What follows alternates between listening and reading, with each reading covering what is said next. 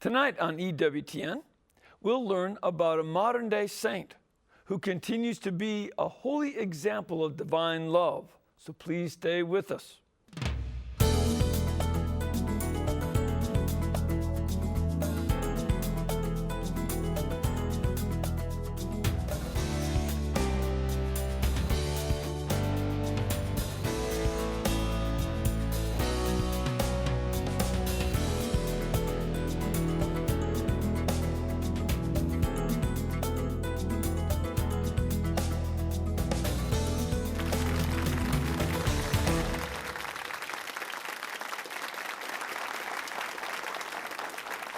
Thank you very much, and welcome, Father Mitch. Welcome to EWTN Live, our chance to bring you guests from all over the world.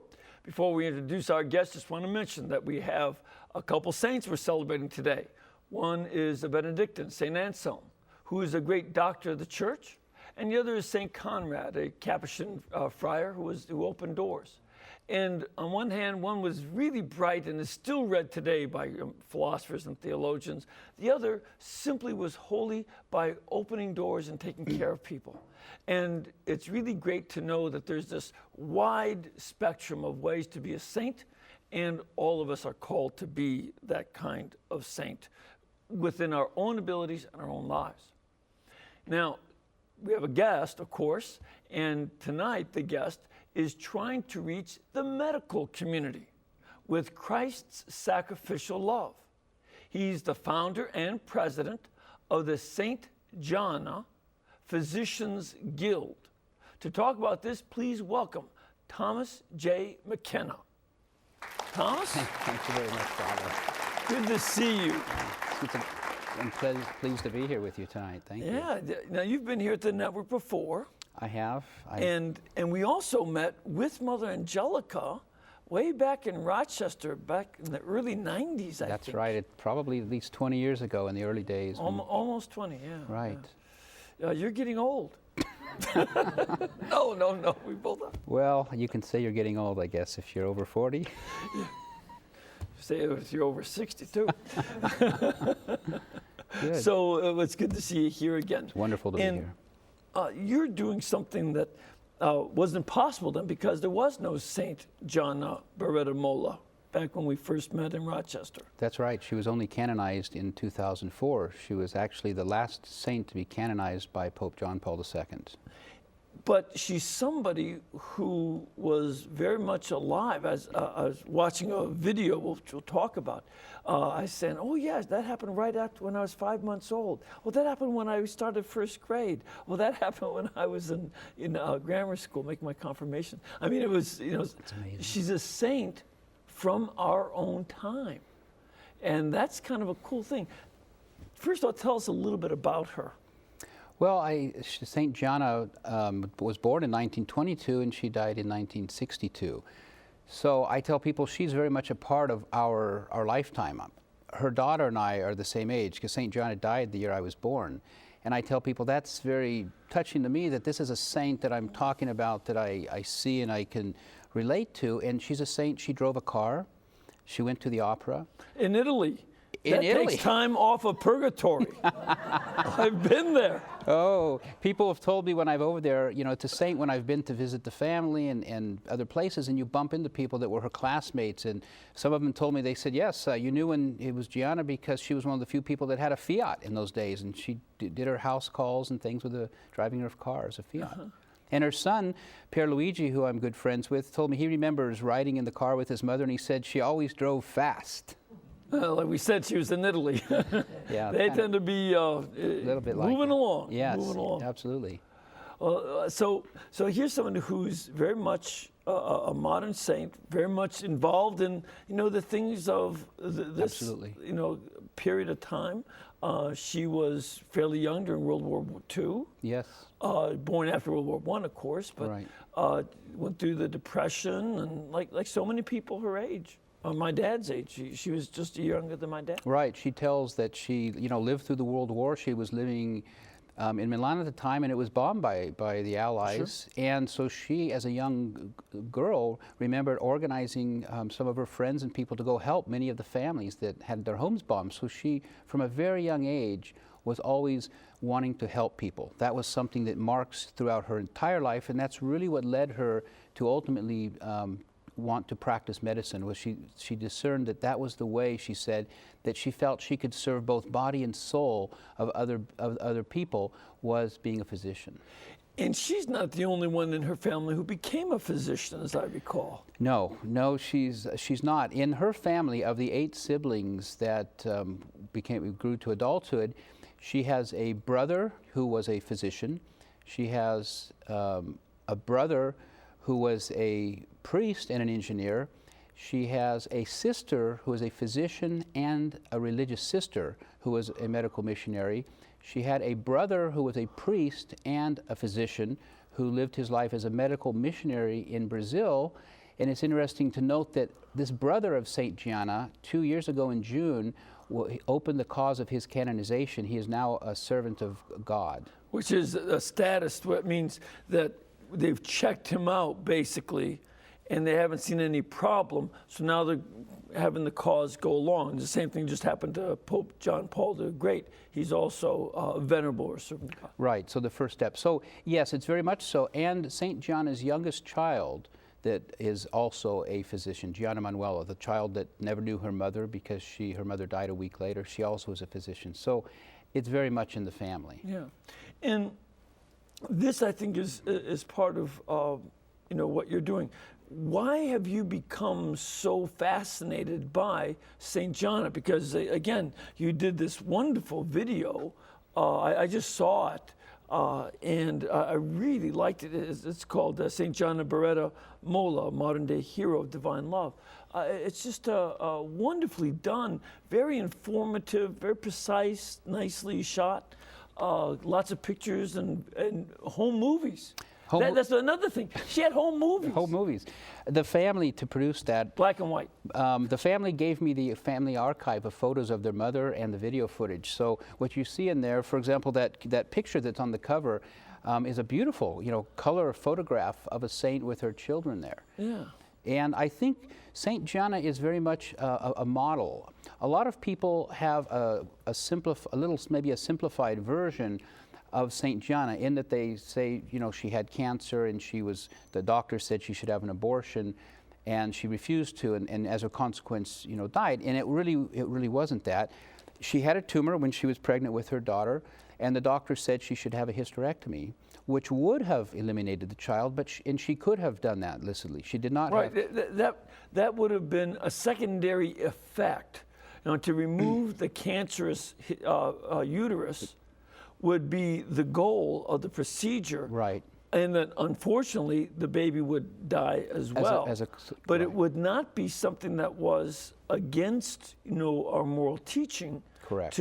Because you're just trying to remove the tumor. Correct. So she chose the riskiest because she said, I want the most chance of life for my child. So they operated, removed the benign tumor, and she took the baby to term, which was a heroic decision.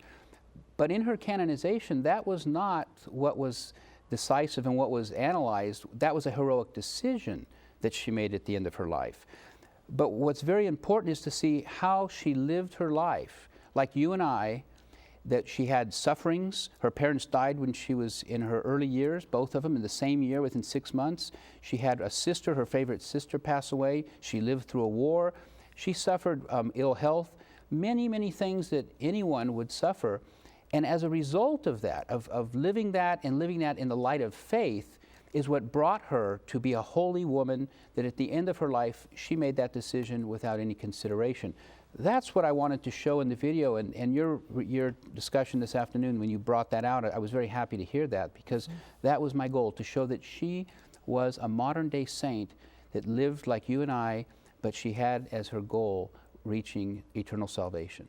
And a couple other elements of her sanctity is, from an early age, she was making retreats and being part of Catholic Action, a lay group for Catholics to be more involved in their faith.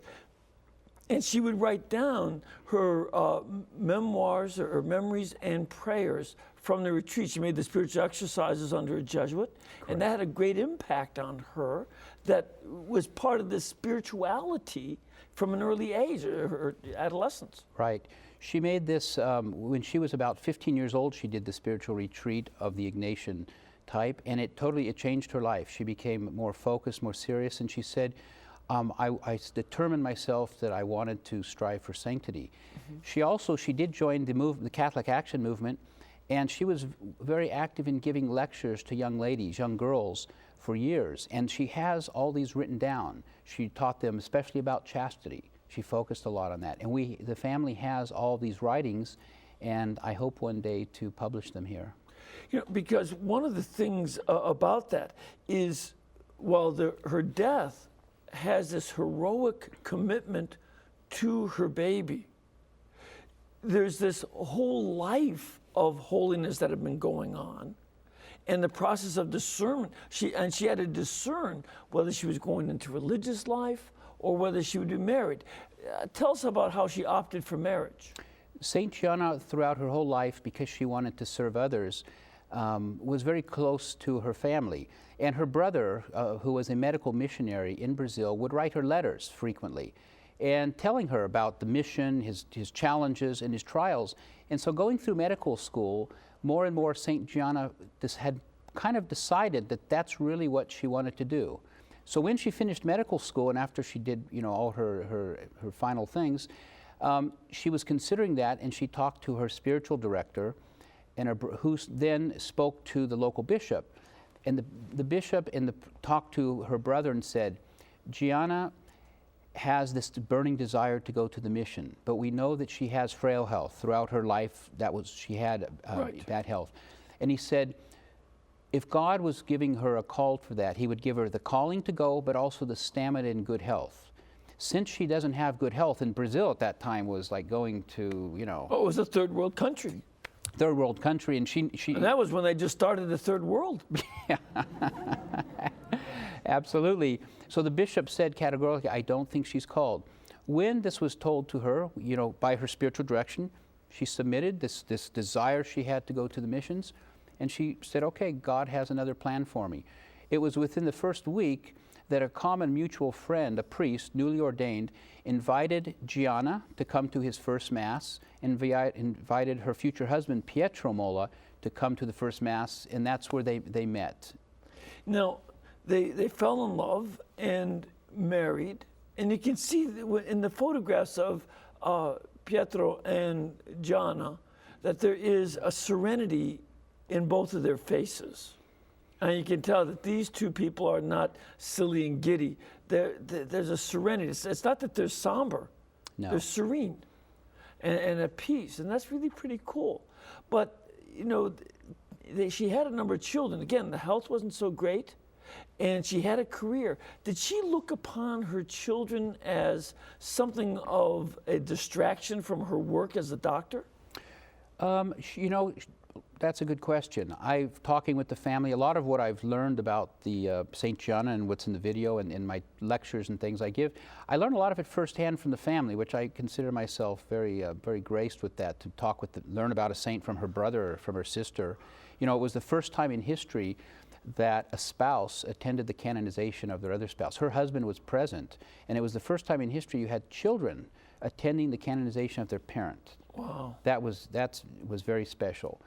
And you look at some of the married saints like St. Elizabeth of Hungary, and her children had died of fighting each other, and other problems that she tried to stop. But here, or St. Rita, her children died of a disease before they could take revenge. I mean, they just died young. Right. But not with St. Gianna.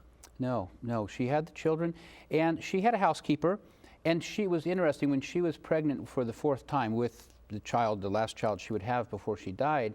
She and her husband had discussed that, and they had decided now, with 4 children, it was really getting, that she would have to give her full divided attention to the family, and that she was planning to give up the practice of medicine.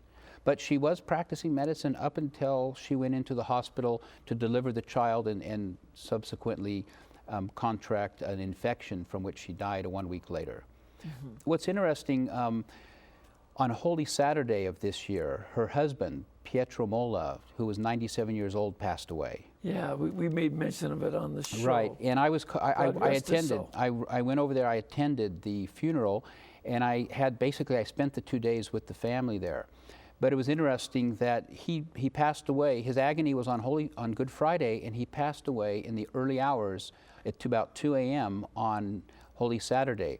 Saint Gianna in 1962 entered the hospital to deliver the baby on Good Friday in 1962, delivered the baby on Holy Saturday, which began her agony, which she died 1 week later on Saturday. So there was the sister, the daughter, Laura, was saying there's something about Providence has regarding our family and in Holy Week that seems to be marked with our family. Yeah. And so, as a matter of fact, one of the things that you were able to do in your last visit is even bring back a very special relic. You already had a couple of her gloves. Yes, the family had given me the gloves to take to churches and places when we do the programs and dedications at doctors' offices. But what else did they give you this time? Well, I'd been asking them for something related to the medical field, because our program of the Physicians Guild is to bring devotion into the medical practice. And I'd been asking them for an instrument, something that would be meaningful, and what they gave me was what I actually wanted, but I didn't really want to specify to them that I would have liked that, and it was St. Gianna's stethoscope. And that's that little stick. It looks to us, it looks like a little stick, like you might put an egg on top or something.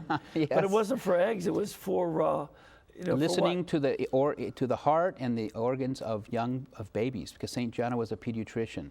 So I was very touched and honored that they entrusted me with that relic, and it'll be something that I will share with people around the country as we're invited to go and speak and share that with them. And very, very much, because the stethoscope is so much a part of the practice of medicine. That's not what we think of a stethoscope. Usually it's something that goes around the neck. That's what she used. It was for the children back then. Very, very special, and I'm very, very thankful to that. Yeah, that's cool. Yeah. Now, in terms of this Physicians Guild, what are you trying to do? You're developing a Physicians Guild, and there already are Catholic associations for doctors. There are. There's an excellent one, Catholic Medical Association. I recommend people join them. I've spoken at their conference. I admire them, and I would team up with them on anything we could. I'm not working, so to say, in competition with them. What I've developed are, together with a good friend of mine, Archbishop Raymond Burke, who you probably know has been with me. He's our Episcopal advisor, and he's been with me since day one. We've been good friends for around 15 years. But it's a devotional aspect. Physicians are very, very busy people today. You've got, they need to know the right thing. But I wanted to see, how do we get into the lives of physicians that maybe aren't taking the faith as serious as they could, or it's not really in the workplace with them, it's not in the office there. And that's when I thought we need something devotional, not just informational. And my friendship with the family, I got the idea of using St. Gianna, because she was a physician. She could serve as a model for them, but also her example could be something that they could share with their patients, with fellow workers, with nurses, in that we have a model, we have an example that St. Gianna served.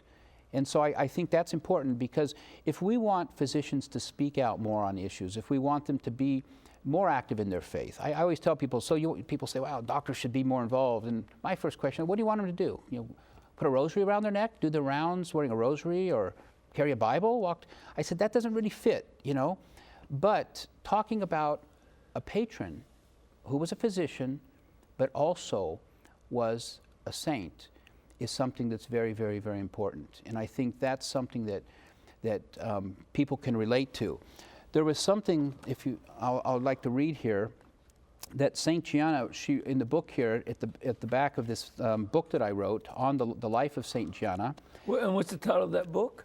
St. Gianna Mola, a modern-day hero of divine love. It's a short biography that actually her husband, Pietro, wrote the introduction to. I think it was the last thing that he did. regarding books. But in the back here, I put a little synopsis of what she commented on apostolate, on the vocation, here on a doctor's mission. And if it's appropriate, I'd like to just read this short sentence. This is taken from St. Gianna. She said, "We physicians have opportunities that a priest does not have, for our mission does not end when medicine is no longer of help. There still remains the soul that must be brought to God. Jesus says, 'Whoever visits the sick is helping me.'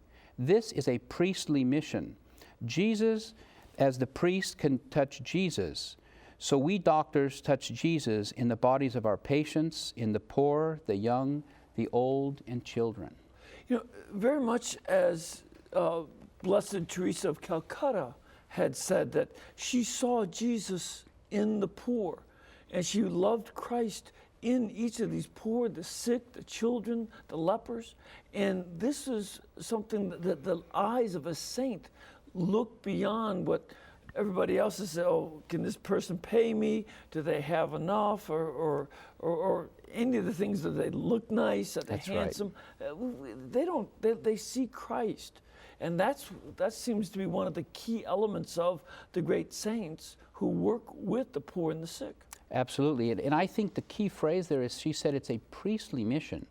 I've spoken to physicians around the country talking about this and giving presentations, and I always like to quote her on that. And a lot of physicians have come to me afterwards and said, this gives a whole different outlook to my practice of medicine here. Mm-hmm. They hadn't, because we live in this secular world today where there's, there's almost a phobia about bringing religion into a Catholic institution, even some of our Catholic hospitals, unfortunately, that you can't push your religion. Talking about your faith or recommending something to a person in a nice way isn't imposing your faith. You have to be prudent. But she says that's in the mission of a physician, is, as all of us. But a physician has many opportunities to help a person, to tend to them, to be at their bedside many times when they're breathing their last, that a word from them could make a difference in the person's eternal salvation. Well, one of the kind of situations that doctors I know or priests I know work in the hospitals have informed me of is that it's a doctor who will probably be the person that tells you you have a terminal disease. You have 5 months to live, or a month to live, or a year to live. That is one of the most intimate kinds of communication that anybody can have with another person. And to be able to then add another dimension. There's a commercial on TV says, the doctor told me that I'm gonna die in 6 months, like he was giving me a weather report. And there's another dimension that needs to be brought in, because that is such a spiritually vulnerable moment. And this is a great opportunity for doctors. Well, it is, and I think many physicians need tools and outreach, something that they can do. And being able to talk about salvation or suffering, many times when you go to the doctor and you're suffering, it helps to talk to someone else who suffered also. This isn't a saint that was just praying in a church all day and then she died and flew up on a cloud. This is a woman where, if they read this short biography, it focuses in on what were the sufferings in her life. She suffered a problem pregnancy. She suffered, delivered her child. She suffered her sister, Mother Virginia, who was at her bedside throughout the week of agony. Her sister says that the greatest suffering and anguish wasn't the physical. It was terrible. The physical was terrible. Was the anguish of knowing that she was going to die and that she was leaving behind 4 children and her husband. That, for a mother, she said, "Mother, you don't know what that is." Right.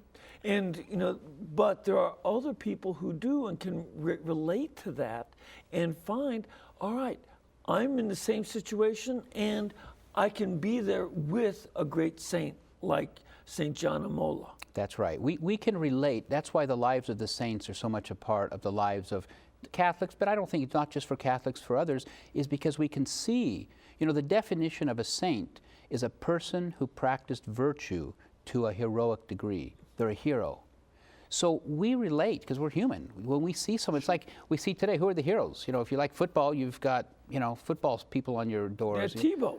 Tim Tebow, you know, Philip Rivers. I mean, you know, if you're looking for, that's why as a doctor, you know, it makes total sense that you would have a doctor, a physician, who's a Catholic, who is eternally in heaven. She's raised to the altars of our church. And I think that's very, very special and can really inspire others, especially physicians, to, you know, reach out and to take that to heart and think about the spiritual side. Is there something they can do in this patient? Now, what do you want doctors to do then in terms of this St. Gianna Physicians Guild? What are you asking of them in particular? Like, how do they join or sign up? Well, what does that mean? They can go to our website, which is www.saintgiannaphysicians.org, and they can sign up. They can purchase a kit. We call it a kit that comes with the framed picture. It's a beautifully framed picture with a relic down below the picture, a booklet. They get a copy of the book and the different things that go with it. And what they would do is it's an opportunity for them to invite other physicians, their staff, nurses, and family to their office, to their cancer center. We also do these in hospitals, but it's a way that they can do something that's part of their practice because it's medical related, but it's also part of their faith.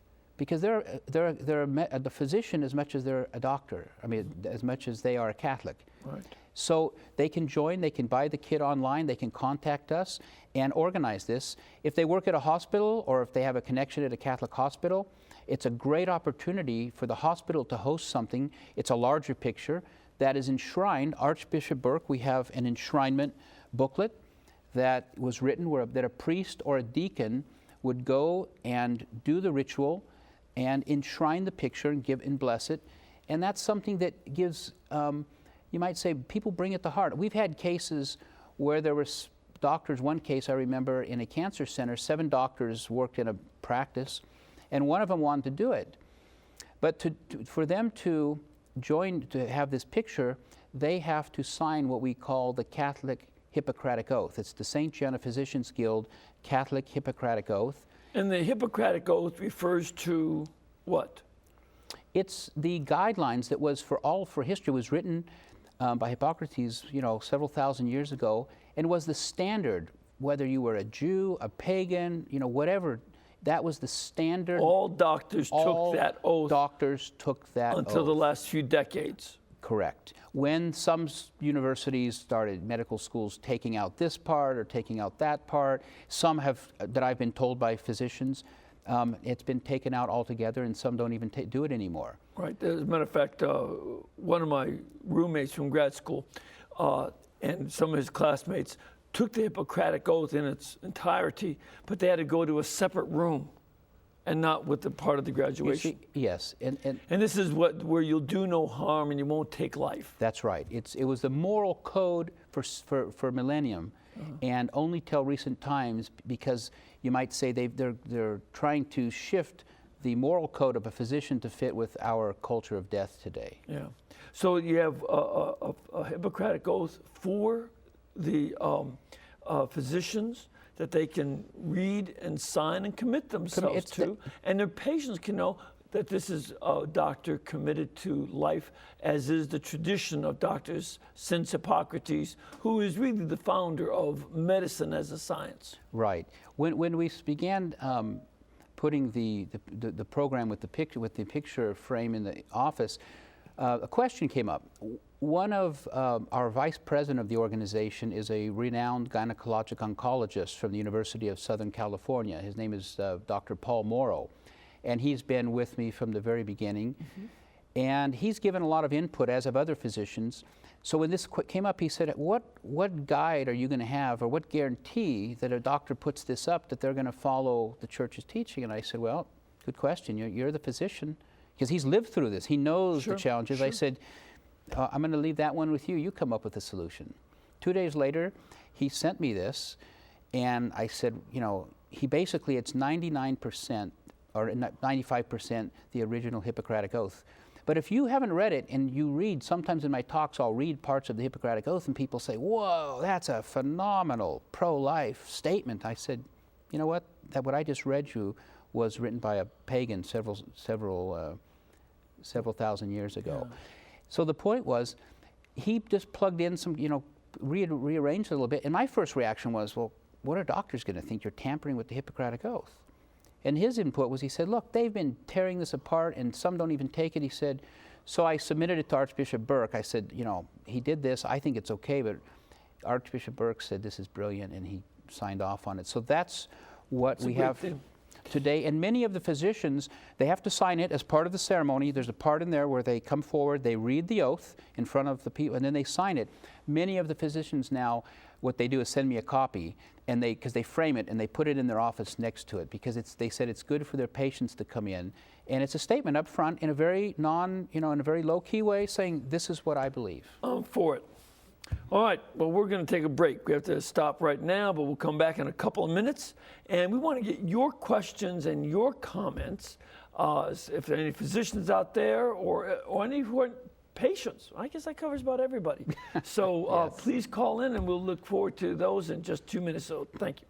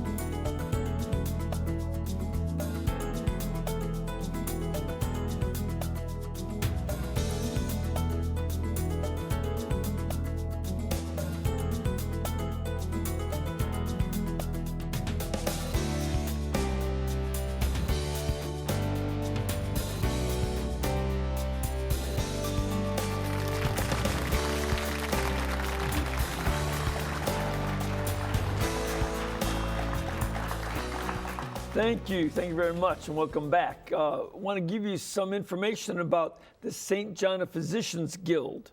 You can call them at 858-461-0777. That's 858-461-0777.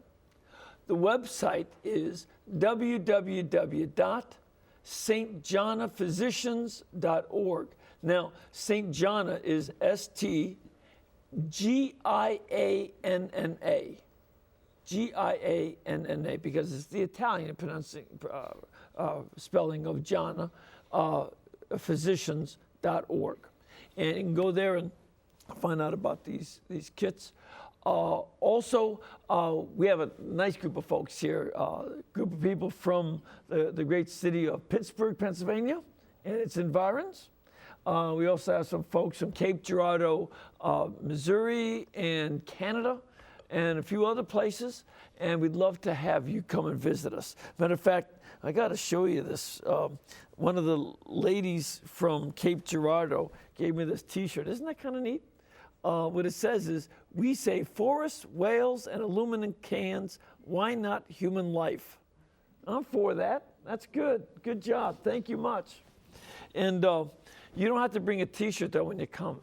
You can, but my whole T-shirt wardrobe is based on what people bring here. But it's you can come here on pilgrimage as a group or as individuals, as a family, and we'd love to have you come. So contact our pilgrimage department at 205-271-2966. That's 205-271-2966, or go to our website, www.ewtn.com. And also, I just want to remind y'all, I will be this weekend in College Station, Texas. And I'm going to be speaking at the Catholic community at Texas A&M. It is really one of the most amazing Catholic communities on a college campus in the country. They have a sort of very friendly competition as to how many people are brought into the church and how many vocations to the religious life and the priesthood compared to the University of Illinois, Southern Illinois. So it's a great place. I look forward to being there this Friday and Saturday. So if you get a chance to come to College Station, be there. All right. Are you ready for some questions? Ready when you are. Giddy up. Let's start off with a call. We have Betty on the line. Hello, Betty. Hi, Father Mitch. How you doing? I'm good. Where are you from, by the way? I'm from North Dakota. Wow, that's far away. Yes, yeah. In fact, at this time last year, I was with you. Oh, were you at that your wedding? show. Yeah, I remember. Yeah, it's been a while. It was a wedding on Valentine's Day, very romantic, a widow and widower.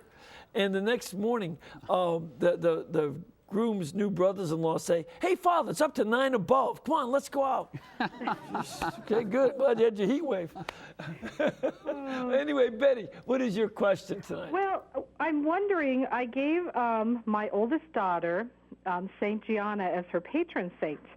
And I have been trying to find a relic medal for her. And I see, you know, Thomas was talking about the physician's kit, but I wondered if he knows. I just can't find one anywhere. I wonder if he knows where they might have some available, or if there'll be coming some available now that he has a few more things of hers, or if he could help me out with that. I don't know of any medals that have relics. We have some cards. I might have a card if you wrote to me there, sent me an email that has a relic, but we don't. The relics we have that are in the pictures are what I got from the family and we use for the physician's pictures. I don't have any medals and I don't know of any medals. St. Gianna, there are very few relics other than the second-class relics because her body has not been exhumed yet. Her body is still interred as it was. So there are very few first-class relics around the world of St. Gianna. Mm-hmm. So why did they not exhume? Usually they exhume a saint. They bring out the body. Why not? I think in good time, obviously, she will.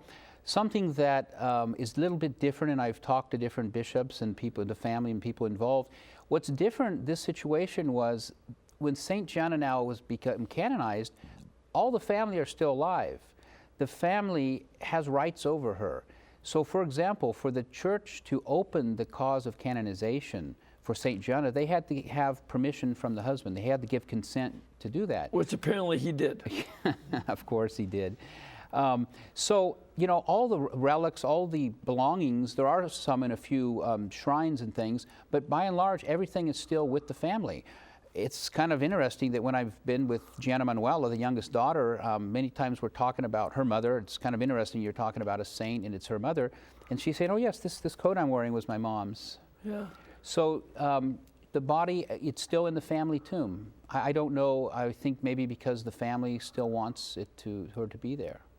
Now, one of the things that she can get are these pins. You in fact gave one to me. Yes. What are these pins? Well, we have a pin that's for the physicians. It's a color pin that one of the outreaches we're doing for physicians or nurses also, we're open to nurses, just about anyone, is for them to make St. Gianna known. So we have this pin that physicians can wear on their white coat, because what I tell physicians is many times it's, you know, how do you bring up the faith?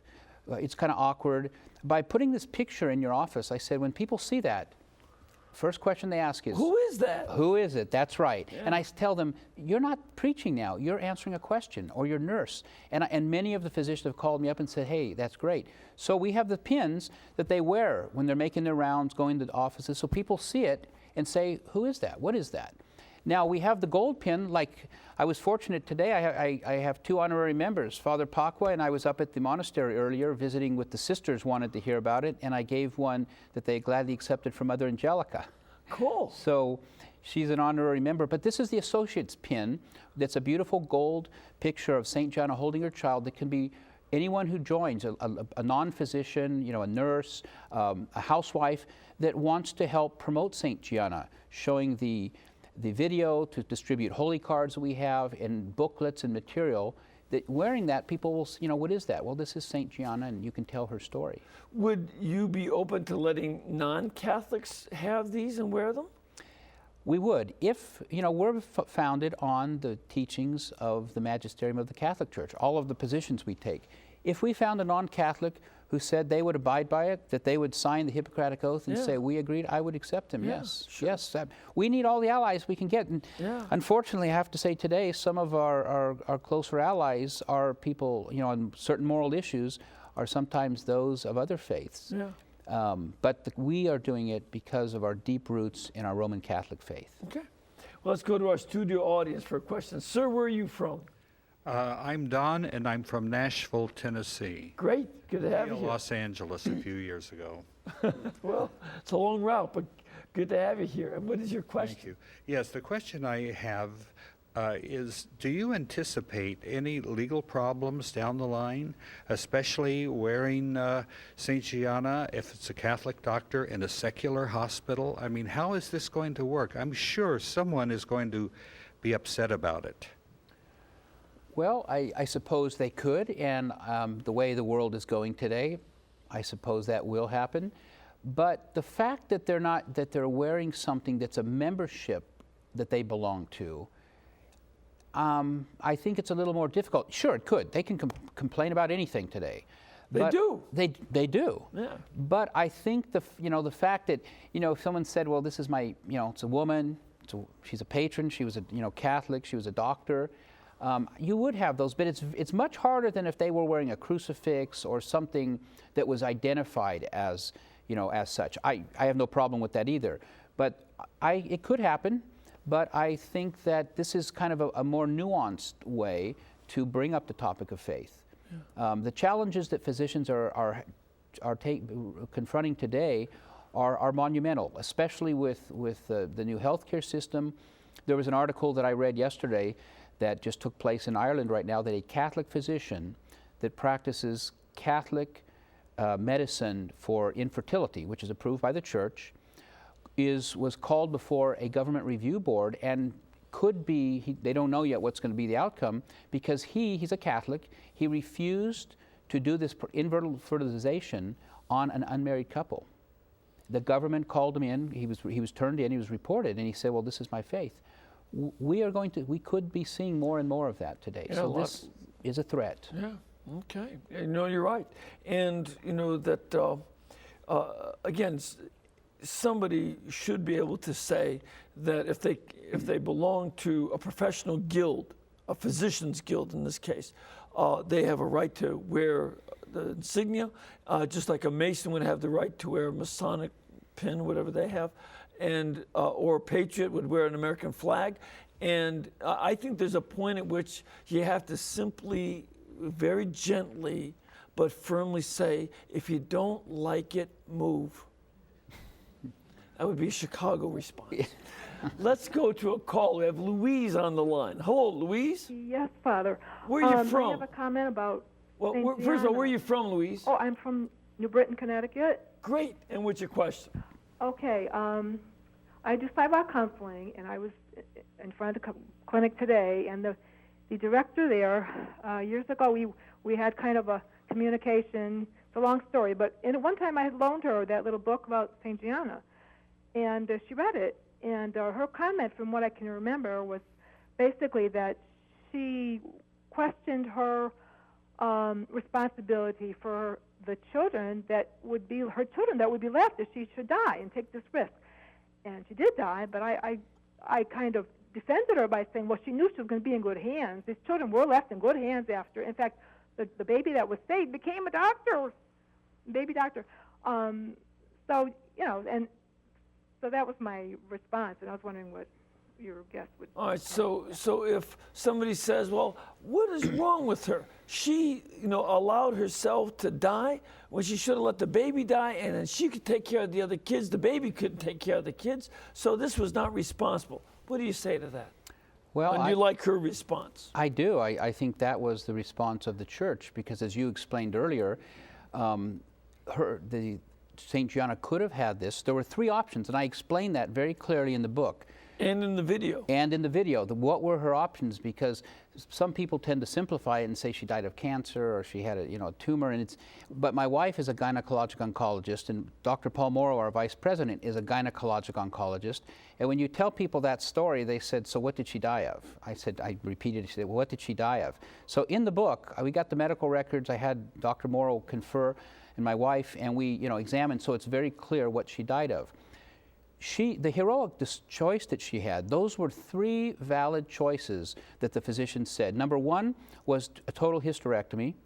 Number 2 was just to remove the child and leave the uterus. And the third was to go in and try to take out the benign tumor, which they said you're probably going to abort anyway. To go in invasive surgery when you're pregnant like that, it's very probable you'll abort. But those were all, viable solutions. And so St. Gianna said, I choose the one that gives my child the best right to life. And she, under Catholic teaching, that was totally illicit, morally illicit for her to do. Yes, you could look at it from, the world's perspective today and to say, well, but she had the other children. She didn't look at it that she was going to be neglecting them, because she did have a chance that this could have been all right. The physician said this is a valid option. It wasn't that they said, if you don't do this treatment, you're going to die. Depending on the circumstances, you might say that could be irresponsible, but that was not the case with St. Gianna on this there. So she made that choice because she said she always repeated over and over to her physician and to her husband, if when the delivery comes, you have to choose between myself or the baby, choose the baby, save the baby. Any number of times I've had to deal with parents losing a child, over the years of my priesthood. I have never met a parent that said, "Oh, thank goodness it's the baby that's dead and I can go on and take care of the rest." That's never what a parent says. Parents always say, "Take me." And she had a chance to make that kind of choice because a love of the child is that great. And, this other abortionist just didn't understand that the solution is self-giving rather than taking somebody else's life. That's right. I think St. Gianna serves as a patron for many. For physicians, we're focusing in on that. But for housewives, for mothers, for, so many, standing for the values. Her husband used to say that St. Gianna did everything. She cooked, she did medical practice, she drove a car, she cared for the children, everything. She went to the opera. But he said she did everything following the Catholic faith. And he said the Catholic faith was her moral compass. Yes. He used that word, moral compass. So that we have to do all these things. We live in this world, but our compass should be, are we doing what is being faithful to what our Lord Jesus Christ taught, or are we not? And that's what St. Gianna focused her life on, and I lived her life according to that. Let's take another question here from the studio audience. Ma'am, where are you from? Youngwood, Pennsylvania. Great. And what is your question? I was wondering what's going to happen to our Catholic doctors with this so-called new health care? Have you looked into that much? Well, we are, and many physicians are. Unfortunately, there's a lot of at play here. There's a lot of organization, a lot of people studying it to see, exactly how it's going to play out. Well, that's why Speaker of the House Pelosi had said we have to pass this bill so we can find out what's in it. And they're still, finding out what things that are in it because it's so complicated and 2,900 pages. Right, and so they passed that now. How that's going to play out, it depends on what your practice is, where you are. But is it a problem? It is.